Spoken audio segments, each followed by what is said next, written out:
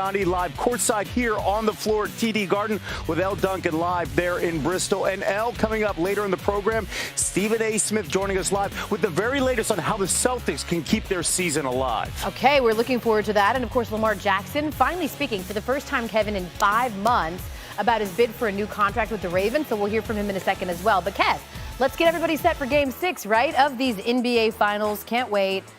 With a win tonight, as Golden State leads 3-2, the Dubs would lock up their 4th title over the last 8 seasons. That would be their first team to win 4 rings in 8 seasons since the Bulls won 6 from 91 to 98. In Game 5, it was Steph Curry failing to make a 3-point field goal for the first time in his NBA playoff career. He was 0 for 9 from 3. His streak of 132 consecutive playoff games with a made 3-point field goal was the longest in NBA history. For their part, the Celtics are 3-0 when they face elimination this postseason. With a win, Boston would have 4 wins when facing elimination for the first time in a single postseason. And finally, they'll need their All-NBA first-teamer to deliver if they want to force the Game 7. Jason Tatum averaging just 9.5 points a game on 29% shooting in the second half this series, though, Kevin, he did go for 14 in the second half of Game 5. Elle Sports Center on the Road is presented by Rocket Mortgage. For more on Jason Tatum, NBA reporter Brian Windhorst joining us now courtside. And you know, Tatum's had a fantastic playoff. Yeah. No one can doubt that. Logging the most minutes by any player in the league in this postseason. We're seeing the struggles, though, in the finals. What are you hearing? What concerns Boston right now about Tatum? You and Elle just pointed it out. It's all the minutes, and look at that second half shooting and scoring. There's a worry that the fatigue is catching up to him. He had a number of air balls in the second half in Game 5.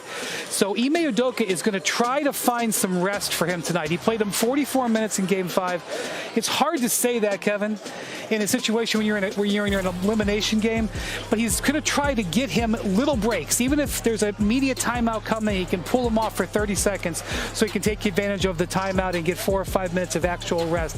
They feel like they need to keep him a little bit fresher going down the stretch to give him a better chance to make more of an impact. Yeah, bottom line, they can't be down 24-8 in the first quarter like they were in the last game, right? That's why you need him on the floor at all times. He's played almost 1,000 minutes this postseason, just this postseason. Kyrie Irving played like 1,100 minutes the whole year. So that just kind of tells you how much workload he's been carrying. Okay, more from Wendy coming up later on SportsCenter as we're here for 2 hours. Of course, this is the Celtics side. Let's go back to Elle for the Warriors' perspective. I'm glad you said the Warriors. We heard Steph Curry say he was the petty king yesterday. It's Wendy.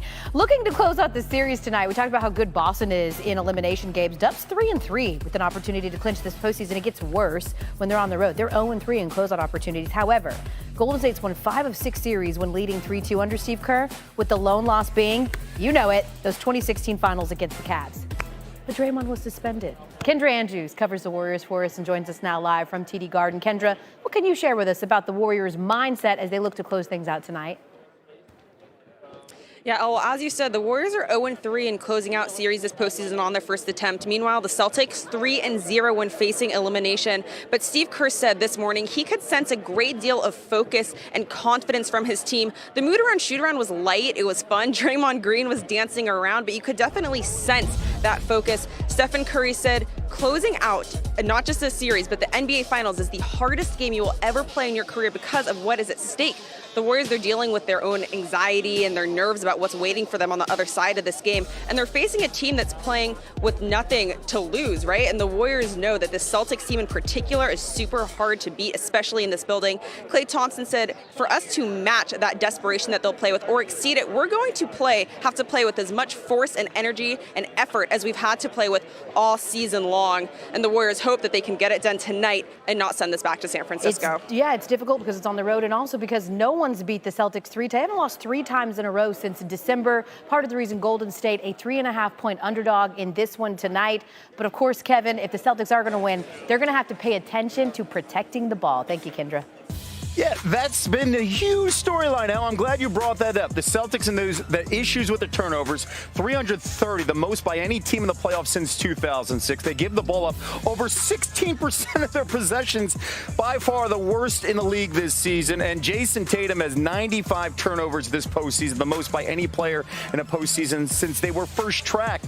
That's saying a heck of a lot courtside here. As promised, Stephen A. Smith joining us. So with all those numbers, and that's the storyline here, protecting the basketball. Is this about the Warriors' defense versus the Celtics' offense, or just the Celtics being just plain sloppy? Well, I don't think that you can erase either scenario. The fact of the matter is the Golden State Warriors have a pretty damn good defense, as they have all year. When you put the ball on the floor against them, they can be piranha style. They can engage in a piranha style defense and be all over you and force and cause turnovers. And more importantly, better than practically any team in the NBA, they'll make you pay for it because of the way they can shoot threes. But that doesn't negate the fact that Jason Tatum and Jaylen Brown, to a lesser degree, have to protect the basketball a bit better. They've got to be a bit more selfless and a little less selfish. They've got to make sure that they distribute the basketball, that the spacing is correct, that they're kicking it to Marcus Smart, Derek White, Horford, and others, because they've proven they can make shots. They've got to do that instead of trying to go to two defenders or trying to challenge somebody like a Draymond Green in the case of Jaylen Brown because he was talking smack to you and you want to get back at him.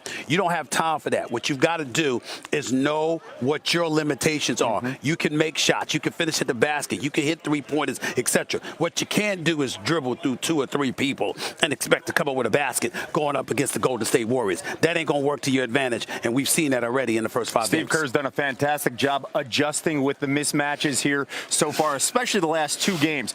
Okay, the last time we were here, they split. You are a basketball historian. You know what this environment's going to be like tonight. What do you anticipate, especially what we saw in Game 3 with Draymond, with the crowd, Klay Thompson talking about the crowd.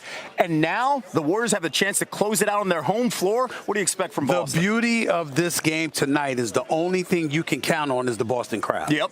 You can't count on the Celtics or the Golden State Warriors being what you expect them to be, because this has been an up and down series throughout.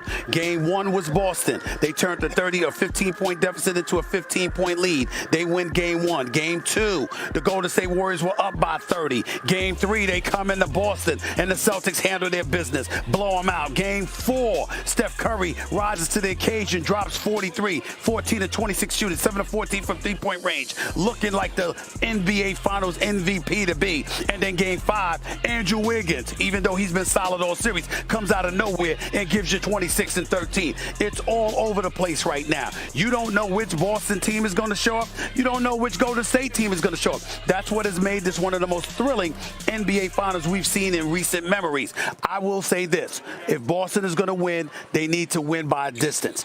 If the game is tight, Golden State ends everything tonight, because we've seen that the Boston Celtics struggle with producing in crunch time. And that comes down to not having a point guard. You've said that repeatedly on First Take as well as on SportsCenter. Yes. 2 things we can guarantee tonight. Of course, the Boston fans will show up, and Stephen A, as usual. Much more from him. NBA Countdown. El?